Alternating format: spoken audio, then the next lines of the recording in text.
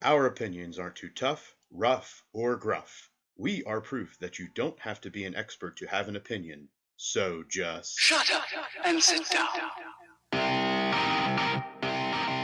This is Sports Stuff with Jim and Muff.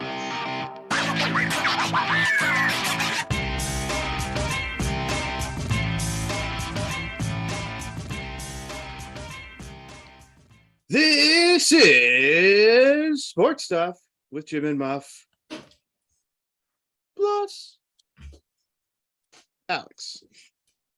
Let's go. Good to see you, Alex. Good to see you guys. It's a celebration, bitches. 150. Our 150 episode celebration. Party like a rock star. Party like a rock star. Today is Monday, August 8th, and we have reached episode 150. Who'd have thought it? Like us making it this far, Muff. It only took us 150-ish episodes to really get things going on YouTube and some of the other social media, but We're slow learners. But we're figuring it out. That's all that matters, right? Yeah. Everybody gets things done in their own time. Yeah. We finally had football this past week, the Hall of Fame game. Footy football. The Raiders played the Jaguars, and not very many notable players were in action. So it was the Hall of Fame game. Yeah, exactly what you would expect. This week we break down the AFC South division into the better conference finally. Into the best conference. Make sure you listen in, stay tuned, and get on through to us talking about Matt Ryan, Trevor Lawrence, life without AJ Brown in Tennessee, and what the hell's going to happen in Houston. I know what's not going to happen. Massages. More to come on that topic later also. Alex finally watched one of the movies that we've suggested. I did. This past week I watched Con Air with Nicolas Cage. Comments: Nicolas Cage in a country accent is not a good thing. Doesn't work. He sounds I don't know how to say it. Put the bunny in the box. The box. So that was a little distracting. The first thing I noticed was the DEA guy. Whoa. You're jumping the gun. We got a whole segment for this. I'm sorry. You have your own time for this later. Oh, perfect. I was going to cliff notes it because it was in the intro. No. We saved this glorious thing. Okay, good. Yeah. Does anybody remember Slam Ball? Yes. Is that when you slam it down that trampoline thing? Trampoline basketball. Mm-hmm. It's slated to make a return in 2023. Nice. What do you two remember most about? This was a Spike TV original. The commercials on Spike TV. Alex, do you remember anything? No, not really. This is when they run down the court and the trampoline's right in front of the basketball. Yeah. You can do different dunks and stuff. Mm-hmm. I remember always wanting to try it, and I remember setting up basketball hoops with the trampoline so we could do dunks. Okay. I remember the fact that people absolutely destroyed their ankles. Yeah, it had to be painful. Oh yeah. People had compound fractures. Yeah. Ankle situations and leg situations. So I remember the injuries, how things goes. The great Vin Scully passed away this past week. T's and P's. Yeah. Major League Baseball, really all of sports, kind of remembered his legendary voice, his legendary calls, kind of how he brought levity to moments that needed it when they needed it, just by really changing brief inflections in his voice. He did Dodgers games, he did some NFL games, he did golf. He was all over the map. Yeah. One of the best. As always, be sure to follow us at Sports Jim Muff on Instagram and Twitter, Sports Stuff W/Jim and Muff on Facebook and on YouTube. Subscribe, comment, rate, review, hit the bell, retweet, poke. Is there any other actions? Comment, share. I think that's No, one. I think you did a good Upvote. upvote. Vote. That's a Reddit thing, I think, right? Is it? I don't think we're on Reddit, but We are. Download the episodes. That 150 helps. episodes from now, we'll be on the Reddit. Yeah, just give us time. Yeah. Okay. Today is again Monday, August 8th. And how are the Pirates doing, Alex? The Pirates are 44-64 and are officially not last in the NL Central anymore. They are a solid half game ahead of the Chicago Cubs, and they are only 16 games back out of first place. So raise the Jolly Roger, folks. So you're saying there's a chance? Raise the Jolly Roger. Freaking Yingers. And that brings us into the offseason. Whoa, that like broke the like scales. I know, I felt good about it. Got red in the face. Yeah, you know those like punching games where you punch and it goes up and then it just like runs out of numbers and like ding ding ding ding ding. Yeah. That was you right there. Yeah. I don't know if that's a good thing, Jim. Not sure. Eventually, I might have an aneurysm. It was a compliment from me. So the off season has 4 syllables. I think we missed syllables 2 and 3 of your statement. Probably. People can know. They got the gist if you're a long-time listener. Sure. Long-time listener, first-time caller. Today is this week's rendition of the offseason. 31 days to NFL football, 19 days till college football. The teens, baby. Let's go. That's less than 3 weeks. Ooh, so excited. Yes. So excited. Got the chili. I already bought the supplies for the chili. They're in my pantry. I already got enough beef to choke a cow on itself. I mean, I got so much beef, it's ridiculous. Enough beef to choke a cow. I feel like It's one gonna little be- piece of beef should choke a cow. That's like cannibalism. Yeah. Probably. Would a cow eat beef if you fed it? I'd probably. Cow will eat anything. I just wondered. Sorry. Moving on.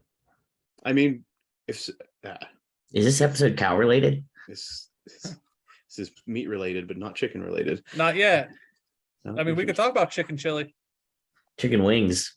Now it's chicken related. Let's go. Speaking of chicken wings in the Hall of Fame game, which is where we're going to start, did y'all see Mark Davis chowing down some wings during that game? No. I'm sorry I missed it. They panned to him at least twice eating chicken wings in his like owner's area at this Canton Stadium.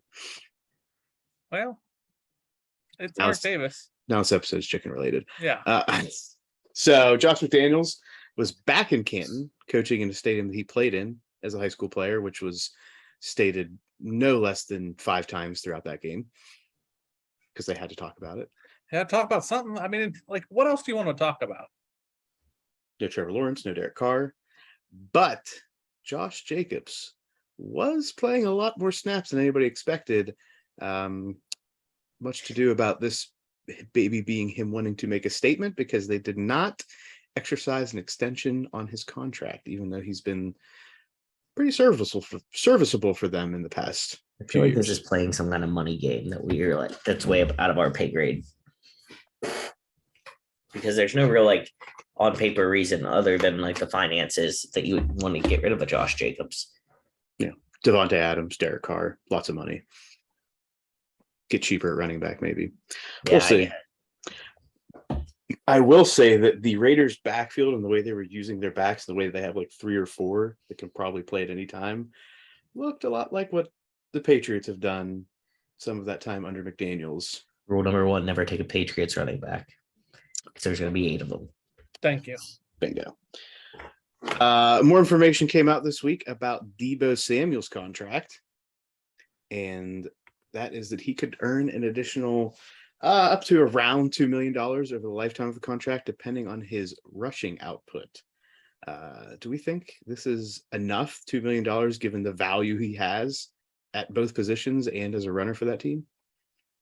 I think that was the sticking point, wasn't it? That like, if you're not going to pay me to be a running back, I ain't going to do it.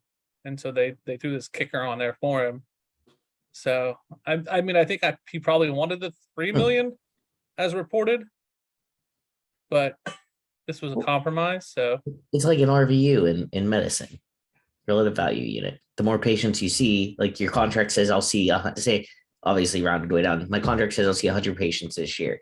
but you worked really hard and saw 122. You get like a bonus for those extra 22 that you saw. So this is like that. If his contract is for the wide receiver play, and then he gets bonuses for the extra little running back plays he does.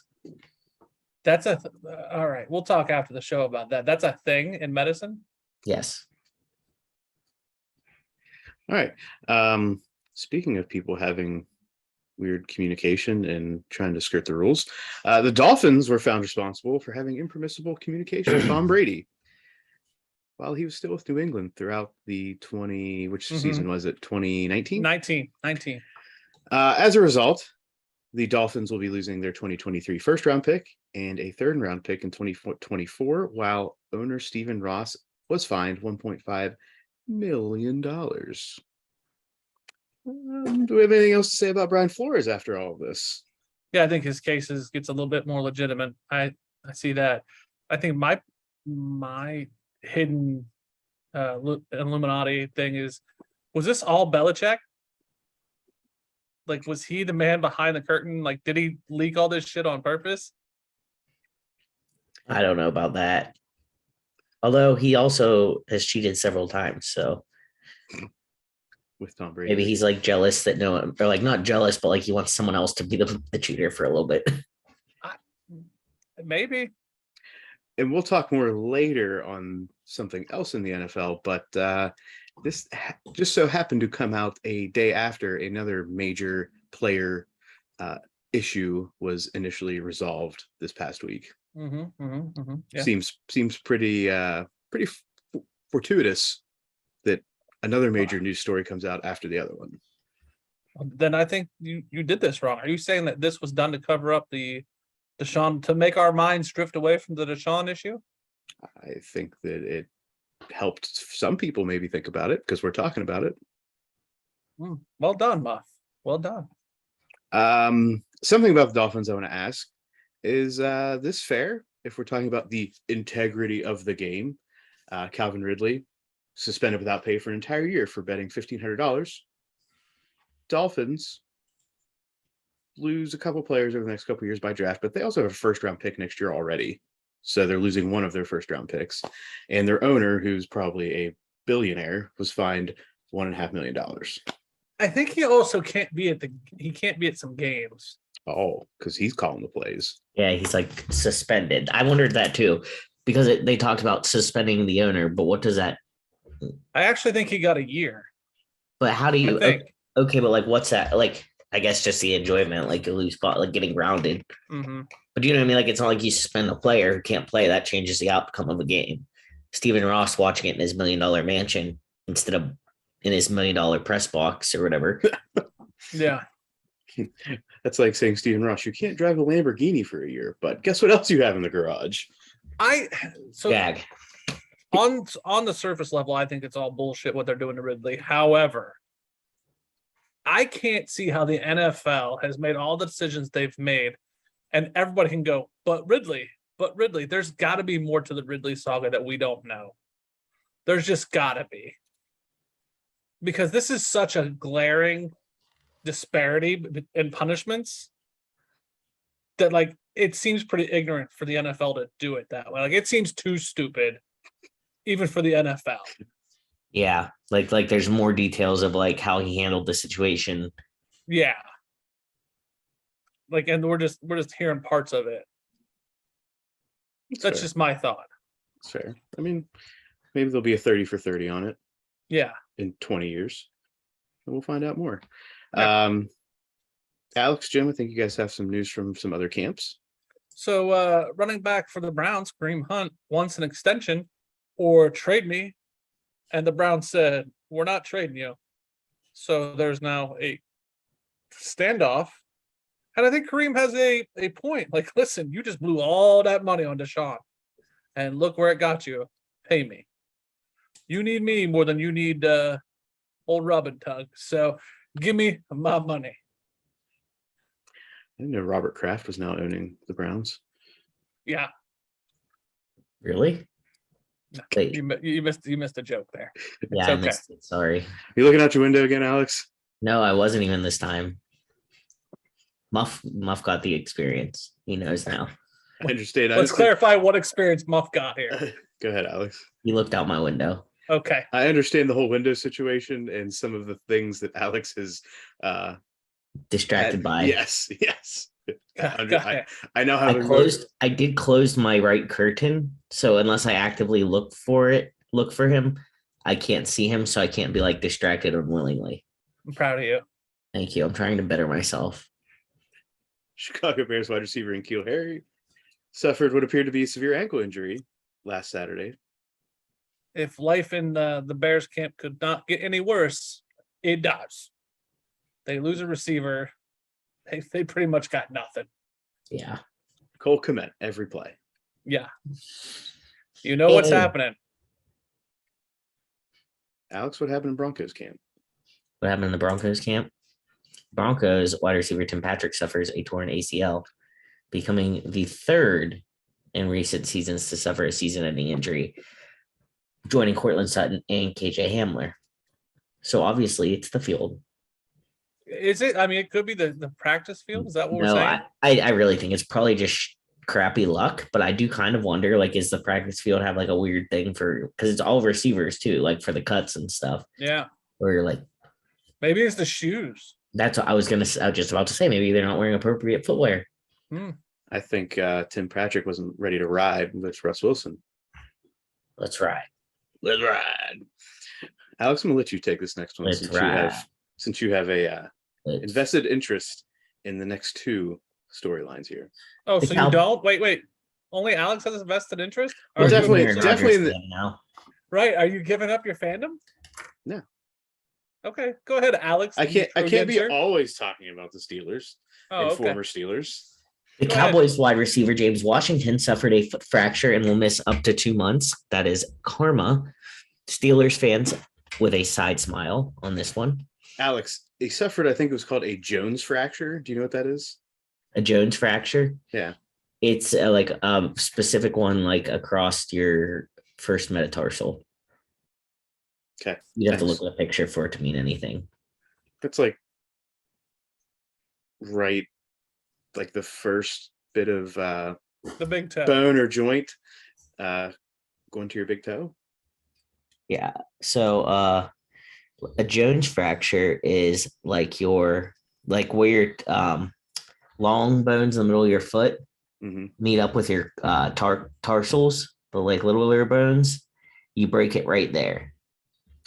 So I'm sorry, it's your fifth, not your first. That one's on your pinky. So, and that's why we educate you here on the Sports Stuff with Jim and Muff podcast. Yep. Plus, Alex, a boxer's fracture is your pinky finger when you break that area. Yep, know all about that. My brother suffered one about 3 weeks ago. Oh yeah.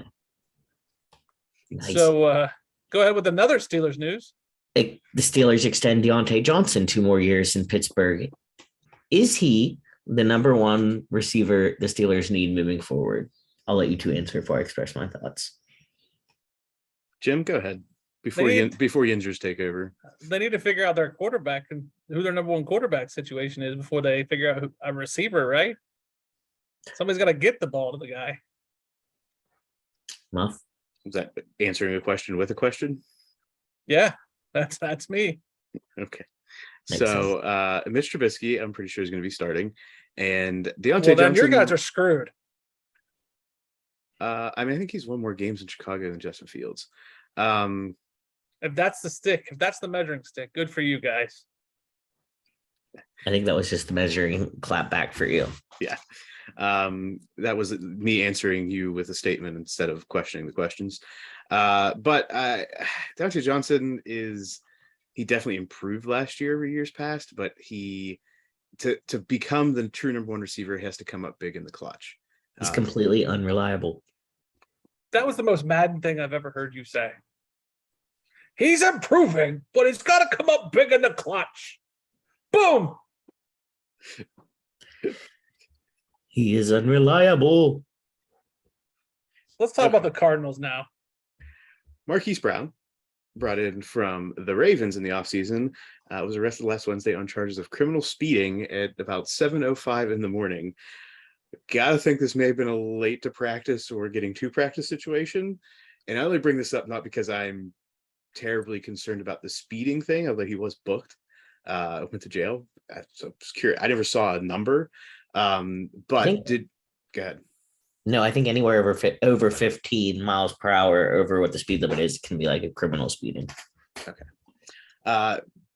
Just bring this up to say, did you guys see the story that came out about the Patriots, I believe, like lineman who hit a van? I think it was a church van. So he had an excuse, like just kind of tapped it. So he had an excuse to tell Bill Belichick why he was late to practice. That's awesome. So he wouldn't get cut. Yeah, like sorry, I got in an accident. Right. And I like that it was a church van. I had to make sure they were okay. The nuns. I had to make sure they were okay, Bill. So that's the only reason I brought up Marquis Brown. Nobody was hurt, so let's hope that he doesn't get himself in a bad situation in the future with his speed on the roads. So we come to Deshaun Watson. We obviously put out an initial thought video last week, with our first takes as to what was going on after the 6-game suspension was put forth. Judge Sue Robinson got all the information, put it all together. You can find all sorts of findings, excerpts from the report. You can see all sorts of different things. A couple things. It was labeled a non-violent sexual offense based on the nature of the situation, which I think was pulled directly from the way that the NFL structured how these would be adjudicated. And there were only about, I think, 4 women who the NFL brought forward to be questioned in all of this. 4 of what? We 23, 24 now? Allegations? Pretty sure we're at 26. Yeah. So all that comes out, 6 games, we do our thing, and then we find out the NFL has the opportunity to appeal Judge Sue Robinson as part of the collective bargaining agreement. Wait, and I need that clarified first. Yes. The NFL or the NFL Players Association? And that's where I'm stuck because I keep hearing the NFL too on the radio and whatnot. Yeah, the NFL Players Association is supporting Deshaun Watson. They're representing him. So the NFL is appealing. They want more games. The NFL wants more games. Correct. So just give him more games. You're in charge. Thank you. This is where this comes to, right? So the collective bargaining agreement, the most recent one, I forget what year, 2 years ago maybe, that was decided, Judge Sue Robinson, or not just Judge Sue Robinson, but a third party was made to be part of the process so that Roger Goodell was not making all these decisions. So that's what the Players Association wanted. So they add in this layer. It's like, oh, great. We have somebody who can come in and, make a decision. And then this will be better than Roger Goodell doing everything. Now, as more information comes out about the CBA, and the Players Association knew this, the NFL can appeal any of these decisions. And guess who could be the person making the ruling in the end? Goodell. He is appointed, or the NFL has appointed, I think, a New Jersey attorney to go over and now make this additional decision using, I think they have to use all the same information. There's nothing new that can come up to my knowledge, but it has to be everything that Judge Sue Robinson used to make a decision to extend. The 6 games is solid no matter what, from what I've gathered. So 6 games is happening no matter what comes down the pike from here. Okay, so then my understanding is, and maybe I'm wrong, he takes his 6. They could extend it further, but the Players Association, can they not appeal the first 6 and the additional? So I believe the Players Association has already said they are not going to appeal the 6. So that means that they were pleased enough with the outcome that they were not going to appeal the 6. I don't know. So then they can appeal the additional. I don't know how that winds up. I have a feeling. Well, you got to figure they can. Yeah, there's got to be something in there, but remember, this would be, they could appeal it, but I'm sure that appeal then goes to the NFL, not to another third party. So it may just go right back to Goodell or who he's appointed. What a cluster. My comment that I was mad I didn't add on to my little take I didn't think about saying it until after. If I sexually assaulted, harassed 3 people, I would never be allowed to be a PA. If this is his job and this is his career, and we're all like, it's their job, blah, blah, blah. Okay, well, most times you have a career when you sexually harass people. I won't even say assault. When you sexually harass people that many times, you don't get to work anymore in that field. You can go to McDonald's. I'm not You will, downplaying I people.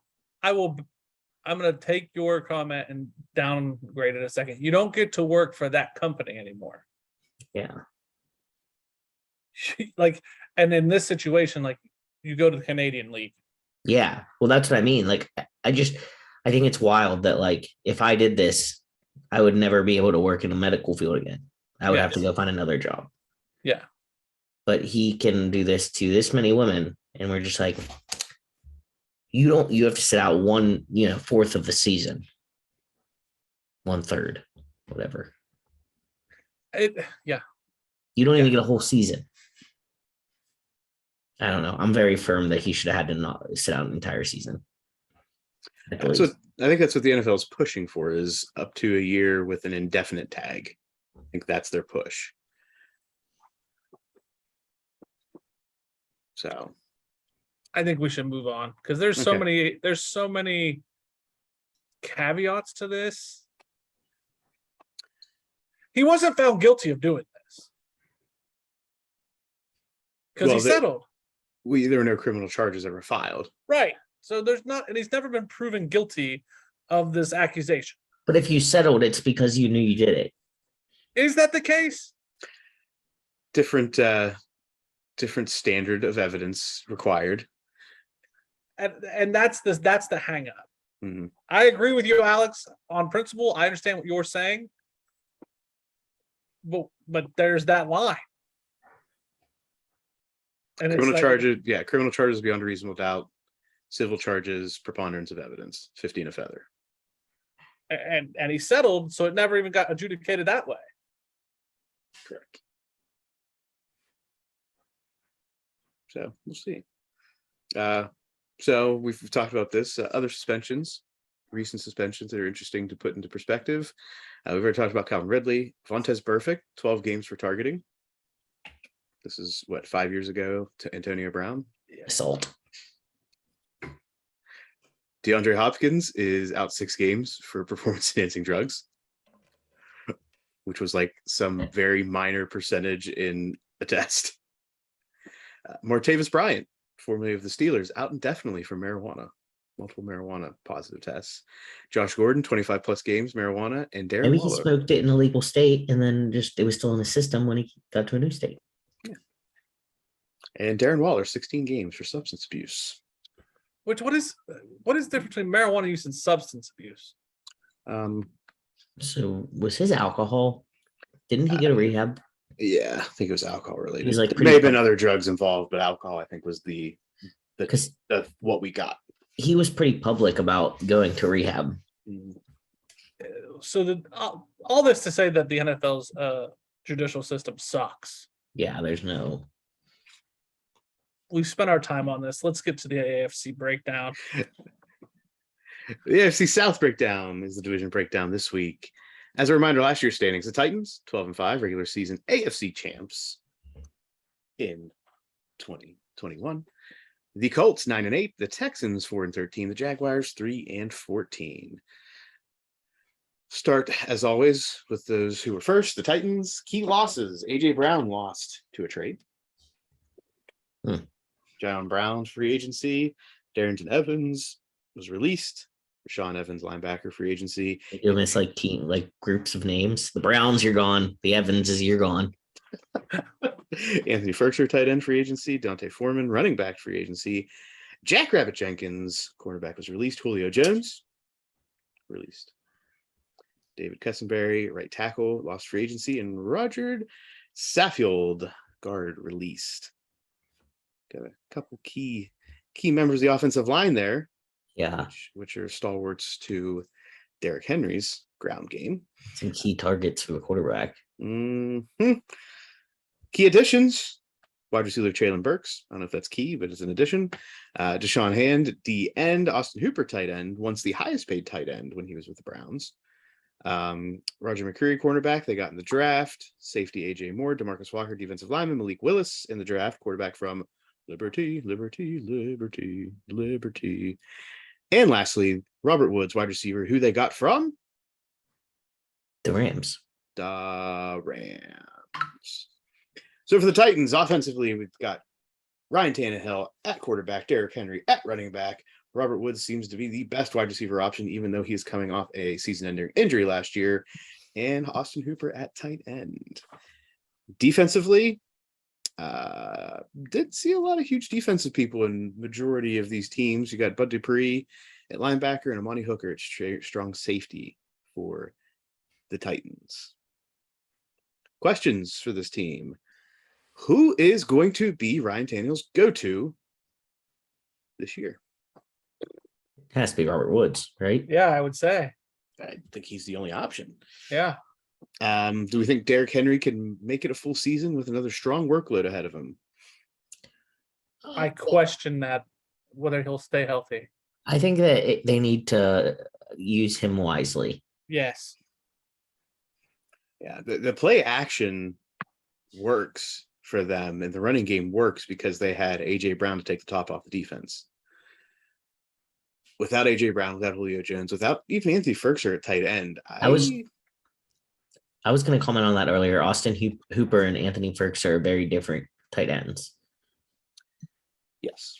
So I think that's going to be – everybody's going to key on the running game early for the Titans, and they're going to make Ryan Tannehill beat them. So next we have the Colts.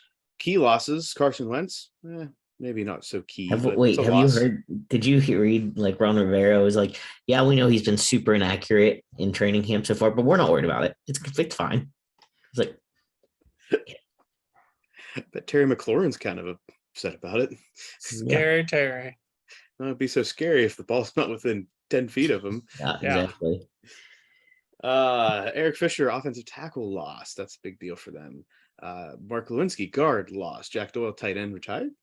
Rocky Ya-Sin was traded at the cornerback position. Zach Pascal, wide receiver, lost in free agency. Kari Willis retired from safety. Xavier Rhodes, quarterback, free agency, becoming at the time the highest paid cornerback in the league. And then Al-Qaeden Muhammad, defensive end, lost to free agency. The additions for the Colts at quarterback, Matty Ice. Matt Ryan joins Colts Nation. It's a goal. Yeah, I think so.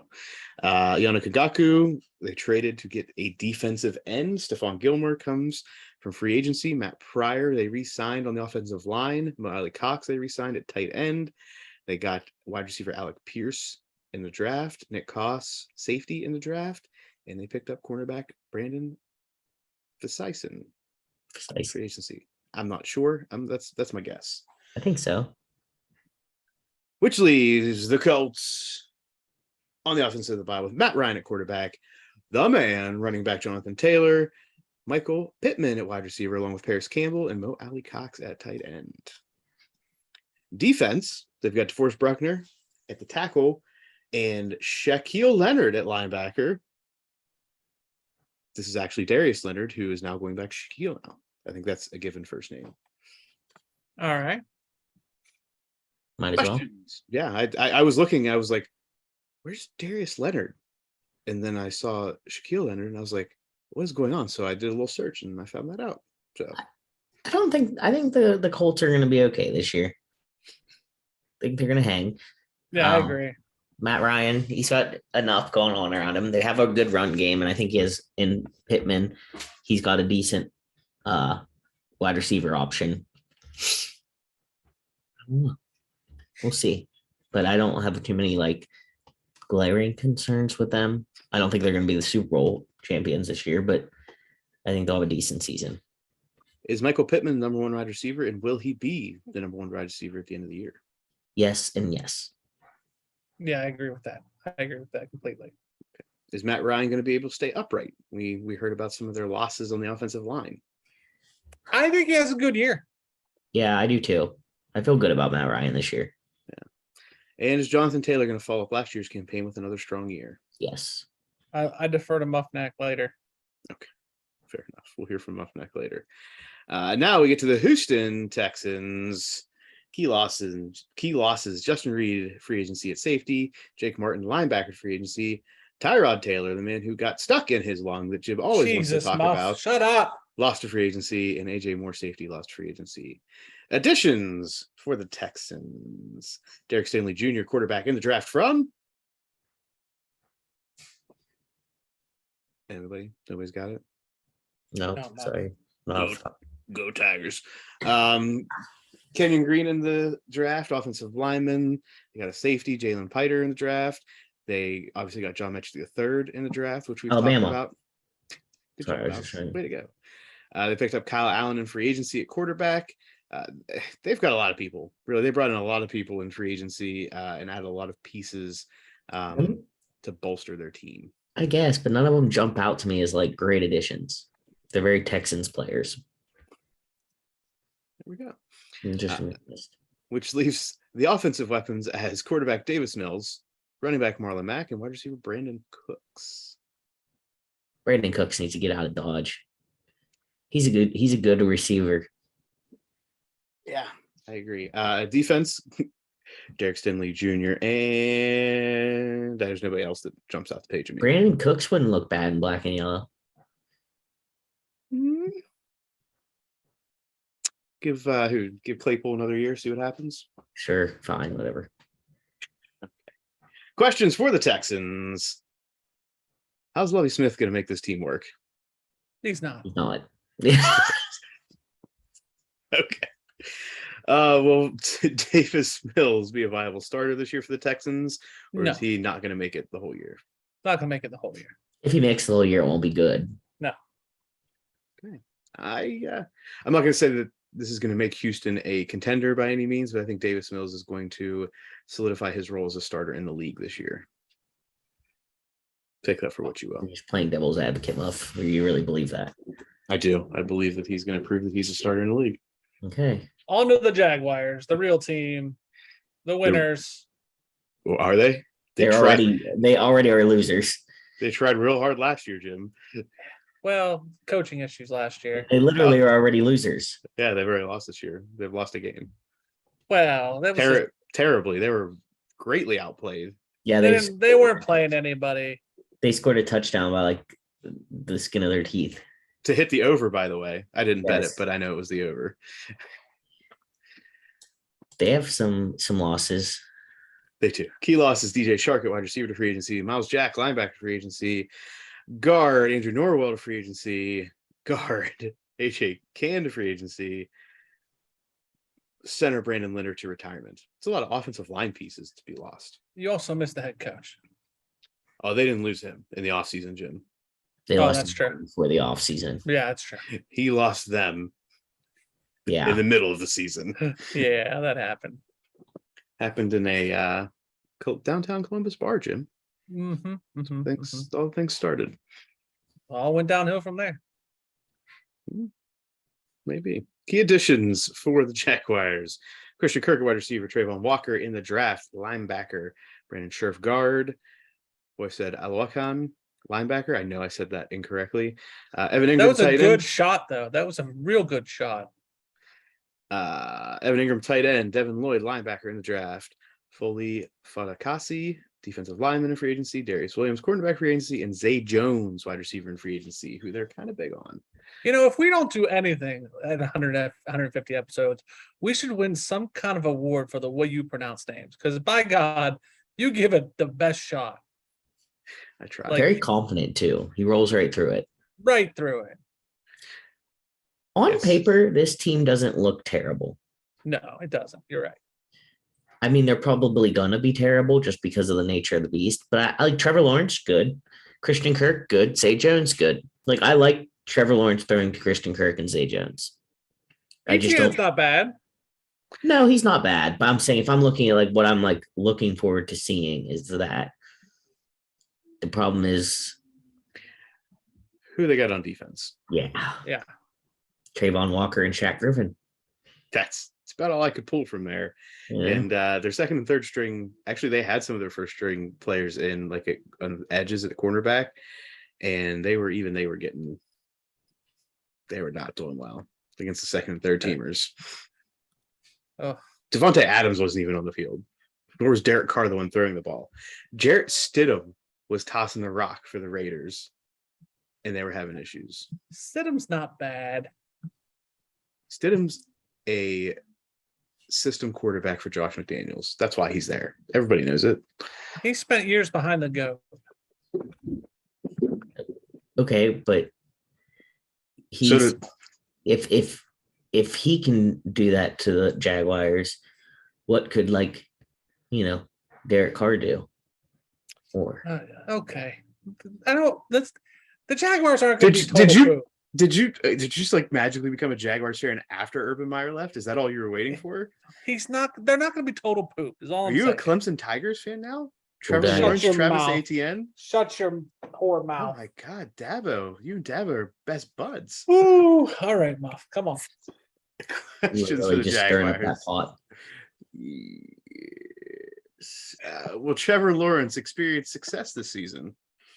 I leave it to Muffnac. Are you deferring to Muffnac later as well, Alex? Sure, yeah.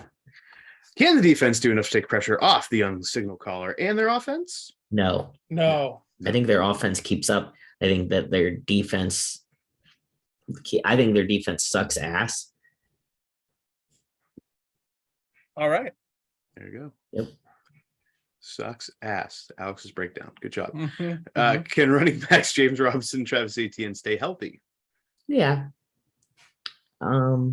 Yeah. Yeah, I think so. Because I think they can stay healthy because I think their defense is so bad that these teams are going to be putting up points. So they're going to have to throw to get down the field.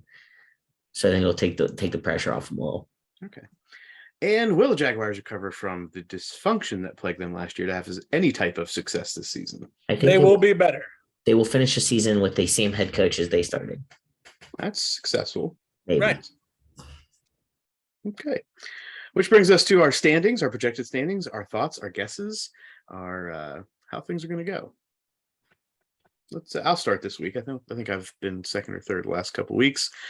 I will start from the bottom. I have the Jaguars at 5-12. I have the Texans at 6-11. The Titans at 10-7, and the Indianapolis Colts winning the division with 11-6 record.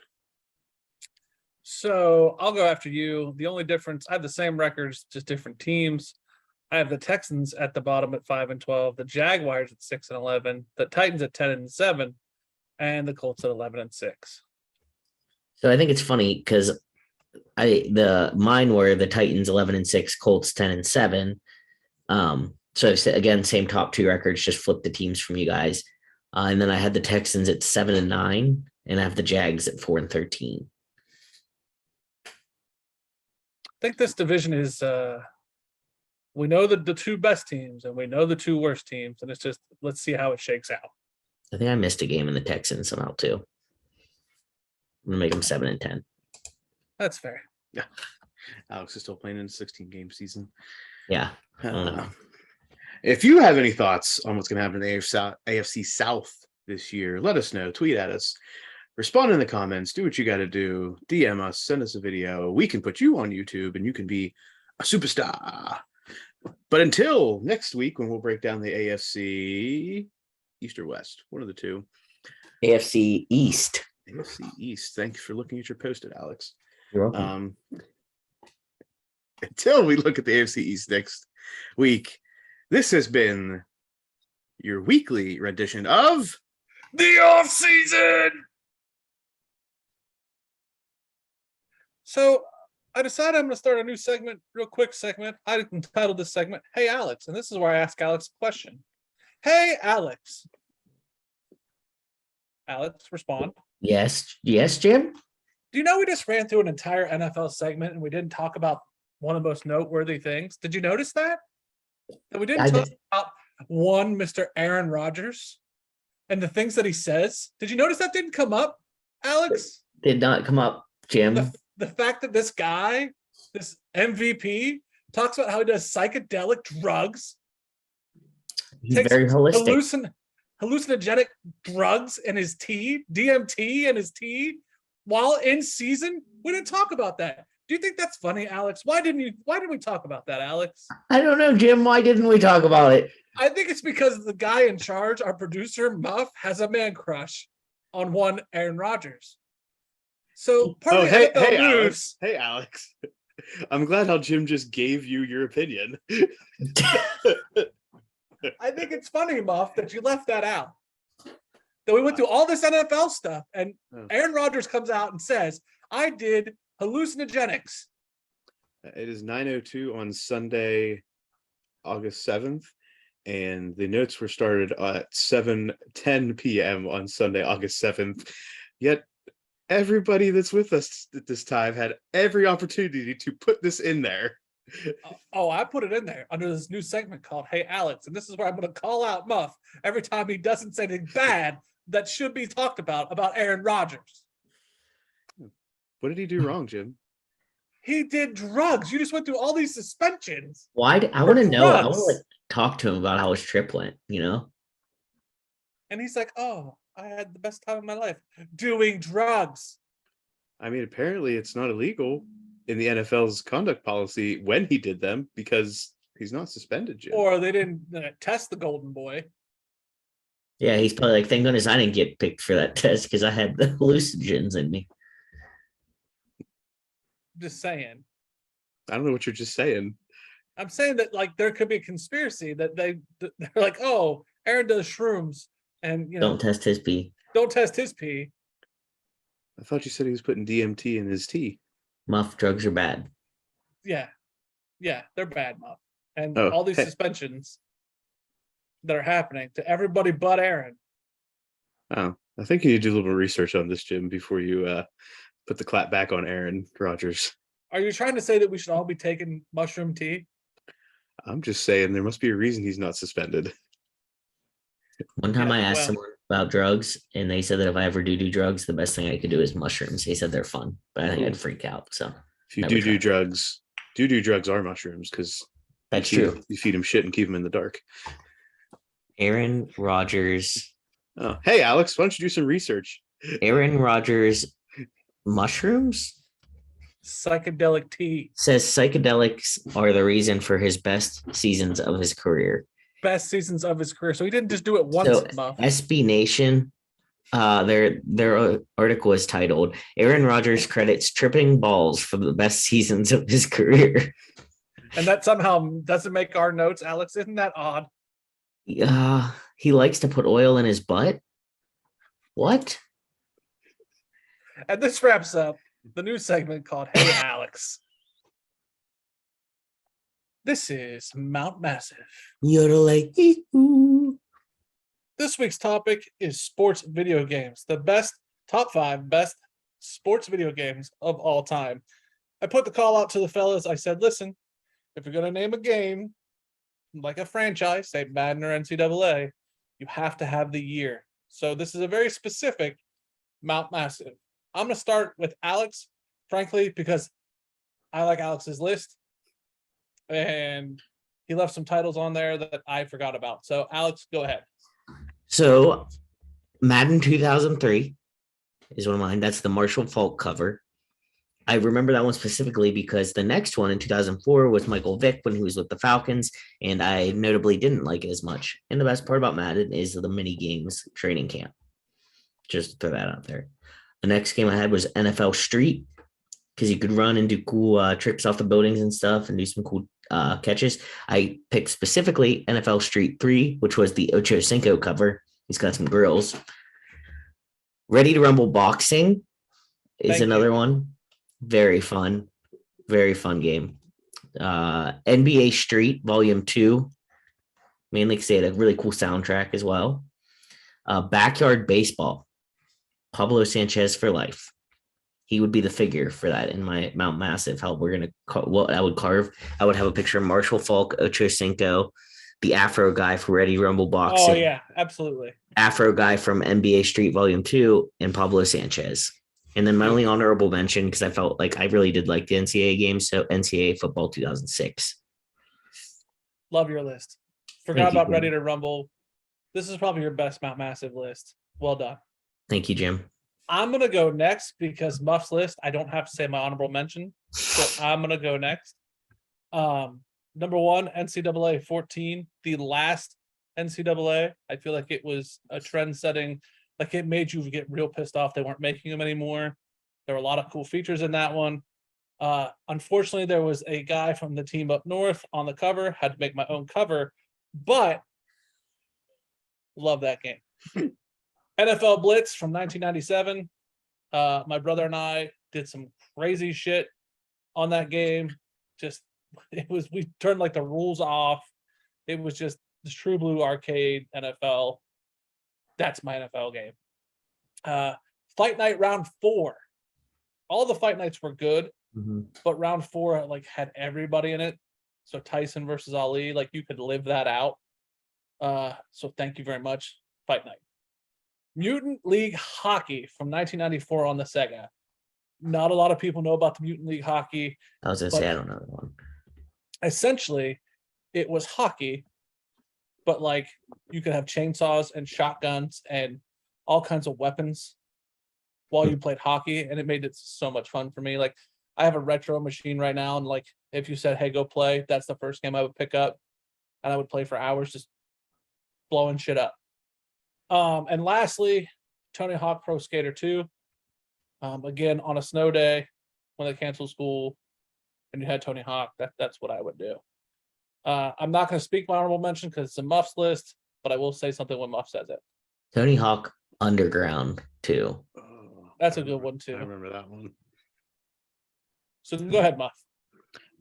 My list, my 5. First, Madden 94. I believe this was the first Madden game I had. Had it for Super Nintendo, if I remember correctly. And I never had a Sega, so the Sega exclusive games were not something I had. I had Super Nintendo and PlayStation. But Madden 94, the first one, even though if you look back at the graphics and everything now, just absolutely awful, it was still amazing. Next, Base Wars. Similar premise to this mutant game, this Mutant League Hockey game that Jim had. Base Wars were robots playing baseball that you had to, in order to get a base or steal a base or move forward on the base paths, you had to have a fight with the other robot to gain control of that base. That's awesome. So that was it was semi-violent, but it was robots, so you didn't think too much about it. NCAA football games, I tried to go back and forth and figure out which one I liked best, but I think it was 12. It was Mark Ingram on the cover, if I remember correctly. That's a good one too. I like that one, and I forget why I liked it, but I remember that was the one that I played the most. I don't know, just because I was bored that year, or there was like some feature, most probably in the off-season type time that was. That's probably why. Next for me is Tecmo Bowl.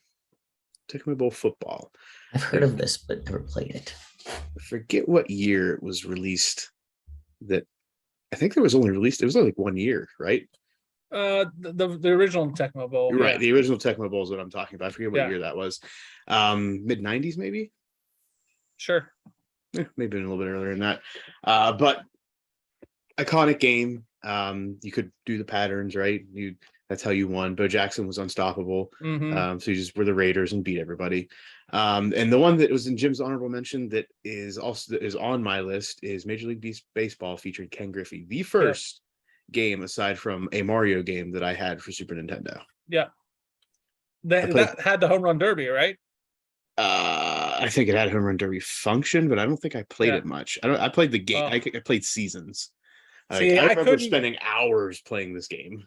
I couldn't do the seasons, but my brother and I would do the home run derby for it would get hot in the afternoon. So we'd play the home run derby, and then we would go out once the sun went down, so it was bearable. We would go out to with the rest of the townies into the sand lot and do our own home run derbies with the kids. That set my childhood. So Love Jim that was game. a baseball fan growing up. I was when I was a little kid. Absolutely. What happened? The strike and me understanding what the strike was about. Once I put it all together, I was like, oh no, screw baseball. So that's Mount Massive. Some games that I'm sure people will get on us about, like NBA Jam's not on here. Yes, we know. Come FIFA. at us. FIFA. Oh my God, the FIFA fans are going to destroy us. There's some other ones on there. There's some snowboarding games we didn't get. This is such If my brother listens to the show, Dave Mira, BMX is another one that some people come at me. Tiger Woods golf. Oh my God, there's another one. Yeah. Hot Shots golf is another one. I was just gonna say I preferred Hot Shots golf, but Yeah. But Well, listen, this is our list, so let come us- at let- us. let us know. Yeah. Big Nate, I know you're listening. Hit us up. Actually, you know what? Tell you an origin story of me and Big Nate. Big Nate came to me when he was in college, and he was like, I want to do a program for an NCAA tournament. And that's how I met Big Nate, was through sports video games. So Nate, if you're listening, give us your list, buddy. You too, Junior. Yeah. Yeah. And that is Mount Massive. Hee-hoo. Welcome All to right. an edition. Oh, Which one are you going to do? Which one are you? I was gonna say welcome to my edition of Alex's movie reviews. We probably should have worked on that. Go ahead. Alex's movie. This is review. what happens when we don't plan an introduction to a segment. I know. Alex's movie reviews of movies that were made when he was much too little to appreciate them, and now comes back around. So I watched Con Air as promised. As previously mentioned in the introduction, Nicolas Cage does not have a good country accent. A little bit detracting from the story itself. So I took notes as I went with things that stuck out to me. Number one was the DEA agent, the Duncan guy. His license plate was As Kicker, AZZKICKR. And I think it's funny because they made it just noticeable that I was like, that's stupid. And then at the end, wait, I don't know. Spoiler You're alert, good. fast Yeah. forward through this. I feel like it's on a whatever. Let's just say if you're spoiling Con Air, You're you're probably okay. younger than me. So you should be in bed. No, so we no, but then it comes back, that's his license plate. And I was like, oh, that's funny because I noticed that. What's up with the awkward smile and wind-blowing hair when Cameron steps off the plane? It's been a gif that's used a lot, and like why that was in there, like all of a sudden he became easy breezy, beautiful cover girl as soon as he got off the plane. I wasn't real sure about that. He's like badass and a wife beater, and then like for some reason the wind blew just perfect. And he's weird. That part was weird. I have a favorite line, I think. It was, what do you think I'm gonna do? I'm gonna save the fucking day. That's my favorite line in the movie. Yeah. There's a very cheesy sigh and then sayonara joke that happened, and it made me laugh because I was kind of talking to Muff about it a little bit, like the one-liners in some of these older movies, because they didn't have like the graphics and things to go viral, so you had to write like a good script. So there were some really cheesy jokes. There was the classic dramatic dive out of an exploding building and an epic walkaway scene that was to be expected. The creepy dude with the kid singing, I got the whole world in my hands, or he's got the whole world in his hands. That part gave me a little bit of the willies. I'm not gonna lie. That was well done because that was like just creepy enough. I liked the don't treat women like that scene where he's smashing his face off the thing. Also a good part. Well, Viva Las Vegas. And then the creepy guy sings again. And while the plane's like going down, and it's like he's like, Viva Las Vegas, as they're like flying into there, and then it's like that guy singing. Steve Buscemi's character. Yes. Obviously. Yes. Where is it? I wrote men in uniform, and I forget what part that was about. The cheesy joke when cops were walking away from the incident and a donut falls out of one of their pockets and rolls on the street. I'm like, really? Like I was as bad as the sayonara joke. Cyrus the Virus lands perfectly into a random trash compactor and gets his head compacted. Yep. Spoiler. Sorry, spoiler, you're right. So it's raining. This is a philosophical breakdown at the end. So it's raining cash everywhere, like $100 bills flying everywhere. And Poe is more worried about going to get that torn up, shitty rabbit, where if he just grabbed several $100 bills and stuffed them in his pocket, he could have bought her something so much nicer, but he was all about the rabbit. First off, you're calling it a rabbit, and that's a serious. Sorry, the bunny. The bunny. The bunny. Put the bunny in the box. So, what are you going to review next? Because I want you to follow this up with The Rock, the Sean Connery, Nick Cage movie, The Rock. The Rock. Yes. Okay, Sean Connery, Nick Cage, The Rock. Have you I seen need this? you to like instantly. That should be the next thing you watch. Okay. And then probably the next thing after that is Face Off with Nick Cage and Travolta. Okay, Like, wait. you So need this to is hit these three. The Rock is who? Is Sean Connery and Nick Cage. Okay, Which also has a memorable line which uses the F word. Yes. nice. What am I about to do? I'm about to save the fucking day. I'm Yeah. gonna start using that at work, I think. It's probably apropos for you. Put the money in Put the bunny box. in the box. I wish he would have put the bunny in the box. Like, I So how love. many are you gonna give like stars? What are you gonna review? I think I should. You're right. I'll give it a 3 out of 5 stars. I Ooh. think you need your own rating system. They're not stars, but Yeah, they're not gonna- stars. What are they going to be? I think there should be bunnies. Well, they can't. Well, that's true. I guess this is where it all started. I was like, because not all movies involve bunnies. How many bunnies gonna put in the box? 3 out of 5 bush lights. There we Okay. go. There we go. It was average. I enjoyed it. I did not hate watching it, but I had a lot of questions. All right. All right, The Rock. That'll be my next review whenever I get to watch it. Oh, can't wait. All right. Thank you. You're That is Alex's movie reviews. This is Quick Thoughts. All right, everybody. Welcome to this week's edition of Quick Thoughts. This week we start in the sports betting world, which makes me very excited because football is coming, and that is the ultimate sports betting sport. So, sports betting, Massachusetts lawmakers have passed legislation that will allow the state to become the 31st state to legalize sports betting.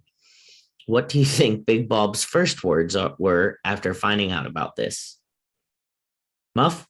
Hell yeah. Big Bob was pumped. For Jim. those who don't remember Big Bob, sports bettor, been on the show. Got to imagine he did not think that this was actually ever going to happen. We should get him back on the show. I think his first words were yes, victory. Like same thing mine were when Ohio said they were going to do it.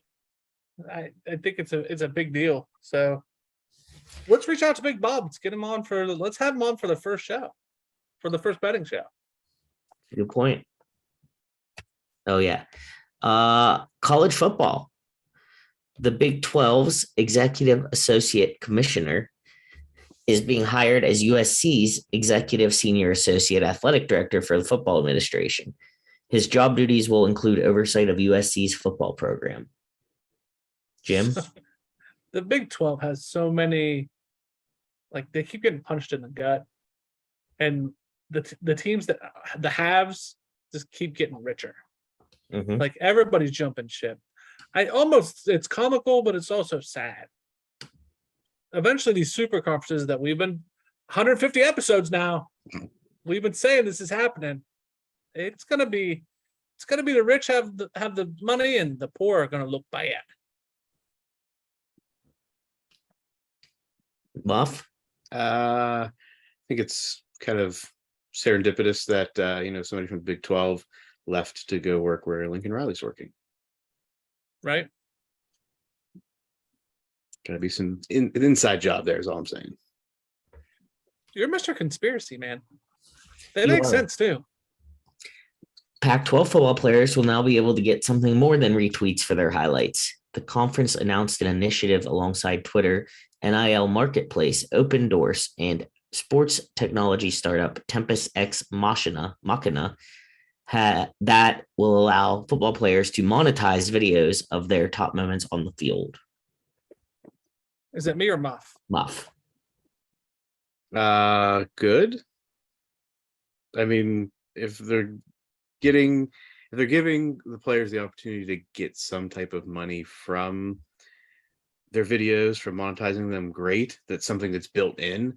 I hope that there's nothing that does not allow these players to also monetize themselves and highlights if they want. But see, this is something I don't know. I'm going to assume that any video content from the games is exclusive property of XYZ.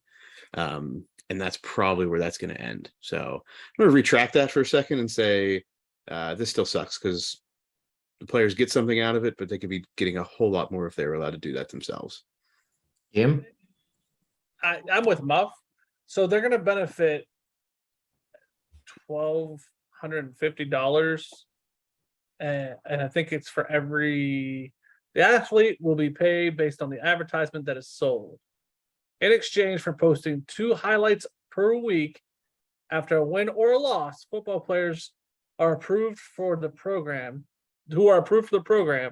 will receive a total of $1,250 as well as potential percentage of the program's overall revenue.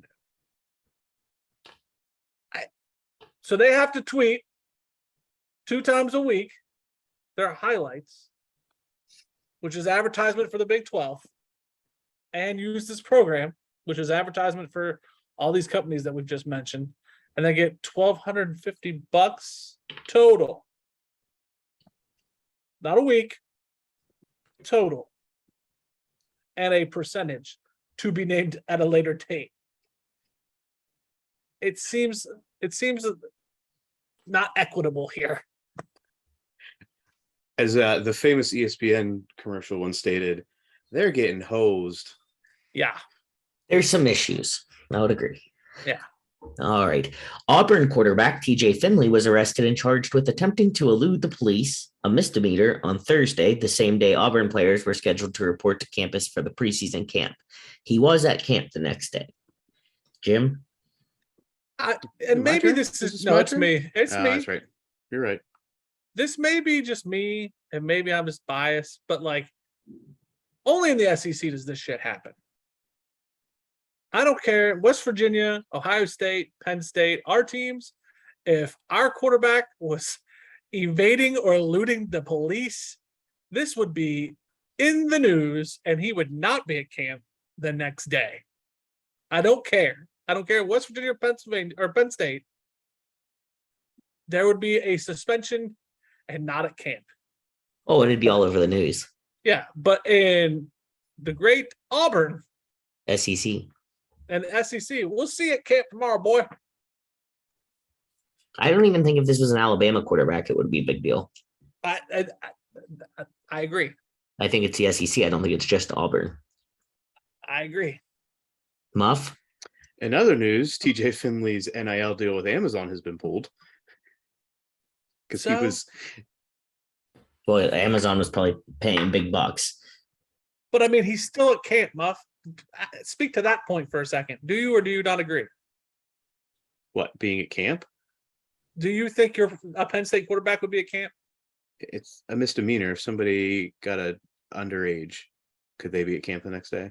Do you think James Franklin would have him at camp the next day? Oh, probably not. But I'm just saying Thank this you. Is a misdemeanor crime. I'm not saying that the crime doesn't, like, I agree, it's misdemeanor. I'm not saying that. I'm saying only in the SEC can they be at camp the next day. I think Gotta play football. I think the fact that he's probably going to get his Amazon deal pulled is a bigger deal to him. He'll get something else. There'll be a car dealership that'll match that later. Come on down to Bob Jimbo's Ford. All right, we're moving on. Basketball. So this next point actually made me like a little sick to my stomach. I felt horrible. UConn guard Paige Buchers suffers torn ACL and will miss the 2022-2023 season. This is a big hit for women's college basketball and obviously for Buchers. Do we think people will notice? Muff? I hope people notice. I hope people notice that what she brought to the game, what she brought to UConn. And if people don't notice, it's because they don't pay attention to Yeah. anything about women's basketball or college basketball overall. I'm the first one to say that, like, one, I watch some men's college basketball. I don't really watch any women's college basketball. I'm the first one to say it. But I typically keep up with some of the headlines with women's basketball. And Paige was all over them all last year, as well as the guard from Iowa. Her name eludes me. So yes, it's a big hit to the growth of the game and the growth of the stars of that game, which is what they need to continue to grow women's basketball in college.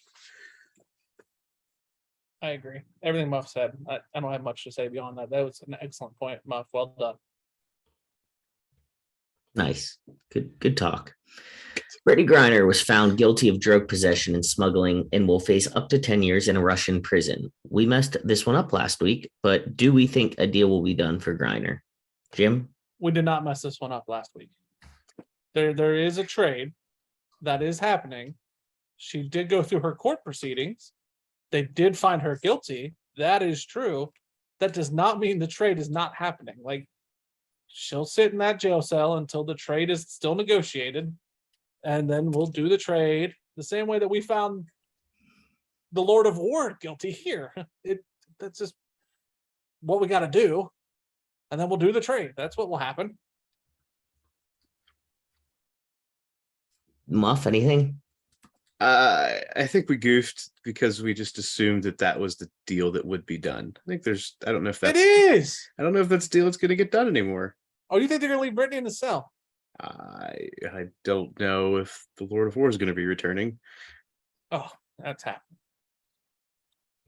All right. Well, we'll move to fighting. UFC star Conor McGregor will make his first foray into feature films with a role in a remake of Roadhouse. McGregor spokesperson Karen J. Kessler confirmed to ESPN. Muff. Nobody puts the baby in the corner. Like, I feel like let's go back because I've never seen the normal Roadhouse, and I feel like that's going to have to go on the list. I haven't seen it either, and somebody's going to be coming at me. I've seen the original Roadhouse, and that wasn't a line from the original Roadhouse, but it's Patrick Swayze. It's a Patrick Swayze line all the same. I think the headline for me here is, why are we still calling Conor McGregor UFC star? Thank you. And why is this news?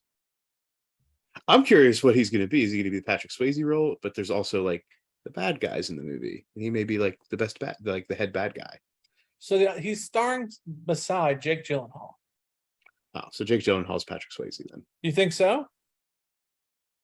I mean, I think Jake Gyllenhaal is going to be better Patrick Swayze than Conor McGregor. Conor McGregor is going to be the heel in this, in my mind. I would say so. So I would say so. Patrick Swayze was the good guy. Initially, when this first broke, the Twitter said Connor's going to be Patrick Swayze. Oh, well. And I thought that was ridiculous. But today, as things have cooled, that has been walked back. Okay. Just that he's in the movie. Yeah. So baseball, the Washington Nationals traded Juan Soto and Josh Bell to the Padres, sending the home run derby champion and all-star away. This makes Soto, Bell, Kyle Schwarber, Max Scherzer, and Trey Turner all getting shipped out of Washington, not to mention that they also let Bryce Harper go to Philly within the past few years also. So are the Nationals on the pirate diet? They're worse than the Pirates this year by like 10 games. It's a new strategy. Maybe the Pirates are trendsetters, guys. Yeah, maybe we'll be good because we'll be the best at trading away all the good players. Yeah. Washington's got that one over the past few years. Yeah. Although Daniel Vogelbach did make headlines immediately once he went to New York for talking about hitting home runs like he eats his donuts. He hits homers in bunches. He leaves and then it becomes like national attention just because that's what happens to the Pirates. Well, that's baseball. All right. Golf. Tiger Woods was reportedly offered $700 million plus to join Live Golf. Obviously, turning it away at this point, will Tiger ever deviate from his loyalty to the PGA Tour? No.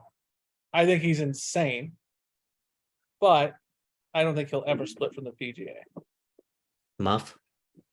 I agree. And I gotta imagine that he's probably getting some money somewhere from the PGA to continue what he's doing, even if they're just like spoon feeding him sponsorship deals.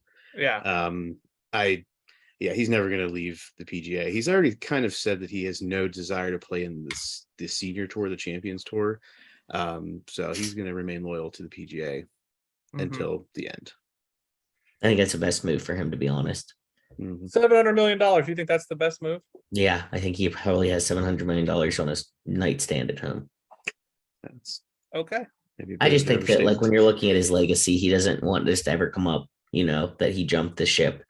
So if this live golf falls through, then, he has this untarnished PGA, whatever. I don't know. I see his Gotcha. point. I like it. And this last point I throw on here, because we're a big fan of women's sports, of note, the 3 highest attended European soccer matches this past year were all women's matches. So it's Barcelona versus Wolfsburg in a game, Barcelona versus Real Madrid, and then England versus Germany recently. So good women. That's odd. Mhm. Good for them, but that's odd that Yeah. It I did say wonder what they European attribute football. that to. I don't know. I don't know enough about the stadiums over there. I'm not saying that that's like the reason, but I'd be interested to see. Like I don't know enough about the stadiums. You know like what? England versus Germany was part of the Euros, like women Euros. Yeah. That one didn't So surprise that me. was definitely in a big stadium somewhere. I don't know about those club matches though. I'm calling out Connor Leckie. He'll tell us. Muff, clip this, put it on our YouTubies. Calling out Connor Leckie. Let's see if he responds. Tell Oh. us why this is. Because I can @ Connor on YouTube. We can add it on our gram. Yeah, but you can put the link on you can put the link on something else. We've learned. Remember, 150 episodes in, we've learned. Technology, We've Muff. evolved. We sure have. I think that wraps up quick thoughts. Almighty Muffnac, we call on thee. Are you out there, Almighty Muffnac? Yes. Wow. Almighty Muffnac, we're calling on thee to talk about the AFC South. Are you ready to talk about that, sir? Let's get it started. Like the Black Eyed Peas. We're asking Almighty Muffnac, does Derrick Henry stay healthy all year? Derrick Henry, the workhorse for the Titans, will run the ball hard, run the ball long. He will run the ball into the end zone, but will be plagued by minor leg injuries throughout the season. Thank you, Muffnac. Muffnac, how do you think Matt Ryan will fare in a Colts uniform? Matty Ice will ice down the competition and lead the Colts to a division title. Muffnac, do you think Jonathan Taylor will show out again, and should he be picked up in all fantasy leagues? Is this the Jonathan Taylor from Home Improvement? No, the Colts player. Oh, the running back. Yes. He will have an A+ season.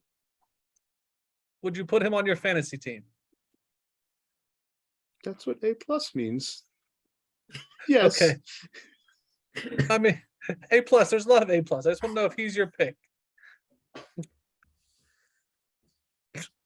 Almighty Muffnac, will the Texans break 500?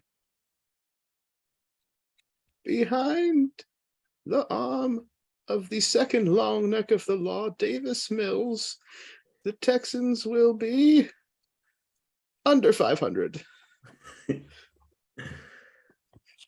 Almighty Muffnac, is Trevor Lawrence the QB of the future?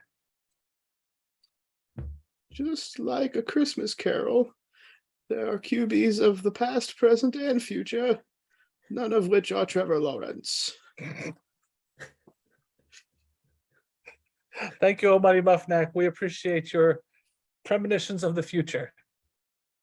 Yes. Muff, are you back? I'm here. I missed Muffnac again. Was he on the same stuff that Aaron Rodgers is taking? No, but I think we might need to be. I was gonna say maybe we are. Nothing went in my butt though, so Oh my god. Well, this wraps up this week's episode of Sports Stuff with Jim and Muff. Make sure that you like, share, view, retweet, do all the things on our social media, engage with us with our reels, comment on YouTube, get at us if you want to be a part of an upcoming show. As always, getting closer and closer to football season, which means we're getting more and more excited, even more excited than Alex is talking about DMT. Yes. We'll leave it at that. Yes. But in order to get to football season and make this the best podcast that you want or ever will listen to, you have to tell a friend, make a friend, be